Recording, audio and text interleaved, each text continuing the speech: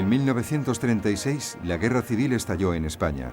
Fue excepcionalmente sanguinaria, enemistando a familias con familias, comunistas con fascistas, creyentes con ateos.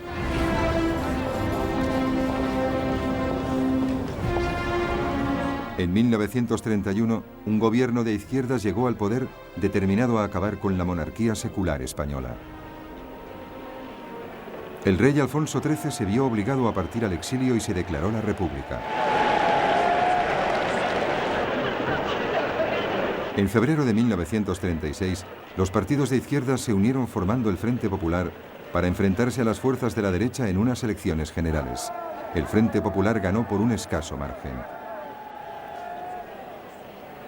A pesar de que su programa de reformas era moderado, una oleada de huelgas y de confiscaciones de tierras hizo temer a la derecha que una toma del poder por parte de los comunistas era inevitable. En el ejército español, que era desde hacía largo tiempo un bastión del pensamiento conservador y católico, los oficiales de alto rango empezaron a considerar la posibilidad de un golpe de Estado. Entre ellos se hallaba el general Francisco Franco, un ex jefe del Estado Mayor, que de hecho había sido alejado de la península para dirigir las fuerzas españolas en las Islas Canarias. El 17 de julio de 1936, las unidades del ejército que luchaban contra las guerrillas en la colonia española en Marruecos se amotinaron. Al día siguiente, Franco se apresuró a unirse a ellos, proclamando un nuevo movimiento nacional que tenía que salvar a España del comunismo. Así las cosas, las guarniciones de la península se unieron al alzamiento. El Frente Popular respondió haciendo un llamamiento para conseguir voluntarios que defendiesen la República. El conflicto era inevitable. Al principio, Franco se encontró con problemas.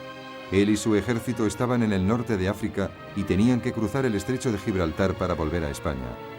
Fue así como se dirigió a la única persona que pensó que le podría ayudar: Adolf Hitler. En un mes, los aviones de transporte de la nueva Luftwaffe de Hitler habían organizado un puente aéreo para trasladar a los veteranos de Franco, muy avezados en la lucha al sur de España.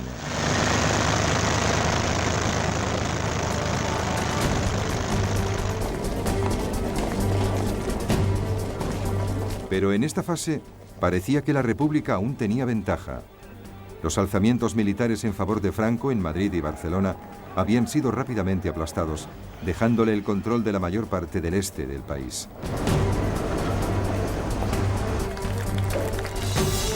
Los nacionales de Franco quedaron confinados sobre todo al noroeste y parte del sur de España.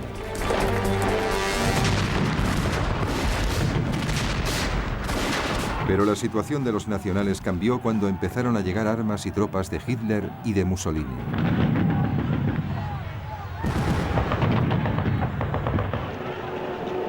El dictador alemán aprovechó la oportunidad para probar su nuevo equipamiento y sus fuerzas armadas que se hallaban en pleno desarrollo.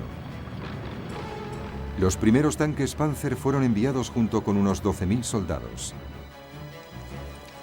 Mientras tanto, la Luftwaffe desplegó a la Legión Cóndor con sus bombarderos y aviones de combate ultramodernos.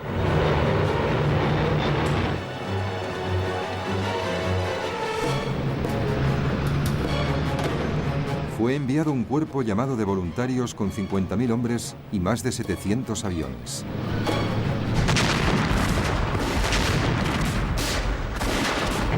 Los republicanos solicitaron en vano la ayuda de Gran Bretaña, Francia y la Unión Soviética.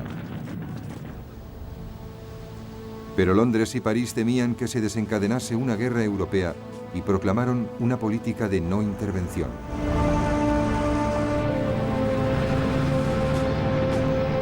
Sin embargo, tanto Alemania como Italia atendieron la solicitud de ayuda. Y cuando se hizo evidente que estaban enviando armas al bando nacional, Joseph Stalin, el líder soviético, anunció que ayudaría a la República. Lo que le preocupaba a Stalin era el ascenso del fascismo en Alemania. Hitler había expresado muy claramente su creencia de que el comunismo era el enemigo supremo del nazismo. Stalin comprendió que el conflicto español era una forma de mantener a Alemania e Italia ocupadas mientras fortalecía el poder militar de la Unión Soviética. Unos 700 asesores militares fueron enviados junto con tanques y aviones de guerra. Era algo, pero no lo suficiente para poder contrarrestar la ayuda que Franco había recibido de Hitler y Mussolini. De hecho, la fuente más importante de ayuda a la República no provino en absoluto de un país, sino de los voluntarios, las brigadas internacionales. Unos 30.000 norteamericanos, británicos, franceses y alemanes de izquierdas se alistaron para combatir en España.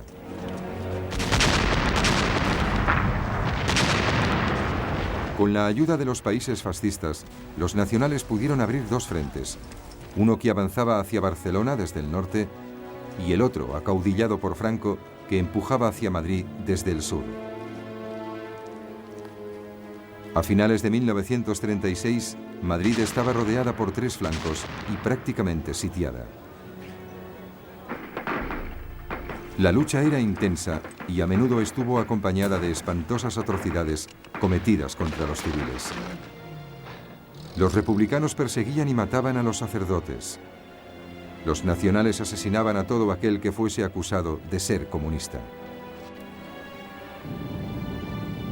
El poderío aéreo de los alemanes e italianos se utilizó indiscriminadamente contra objetivos civiles. Madrid sufrió fuertes bombardeos, pero el peor incidente tuvo lugar en abril de 1937, cuando la ciudad vasca de Guernica fue prácticamente arrasada, causando 6.000 víctimas civiles.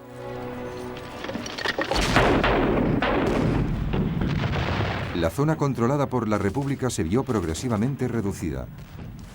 Sus fuerzas luchaban con gran valor, pero sus combatientes insuficientemente entrenados y equipados no podían competir con los soldados profesionales dirigidos por Franco y con el armamento moderno combinado de Italia y Alemania.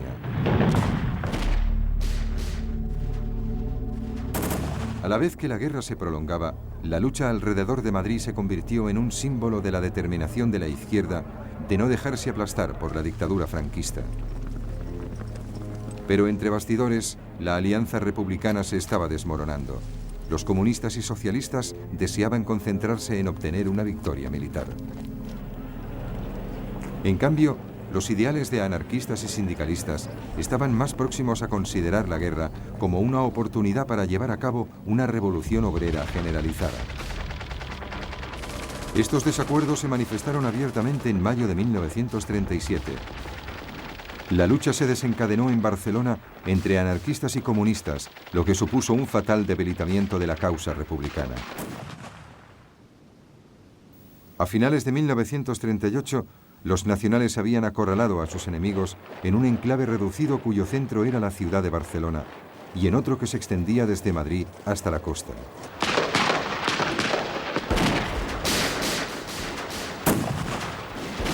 Madrid seguía resistiendo, pero las brigadas internacionales fueron retiradas. A la vez que las fuerzas franquistas se aproximaban para llevar a cabo el asalto final a Madrid, fue creciendo el número de naciones que empezaron a reconocer al gobierno de Franco. A finales de marzo de 1939, con sus defensores exhaustos, después de casi 3 años de lucha, la capital acabó por rendirse.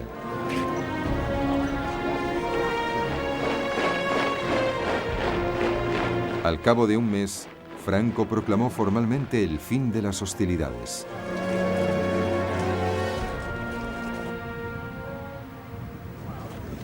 Las heridas de la Guerra Civil Española tardarían años en cerrarse y, en cierto modo, todavía no han cicatrizado.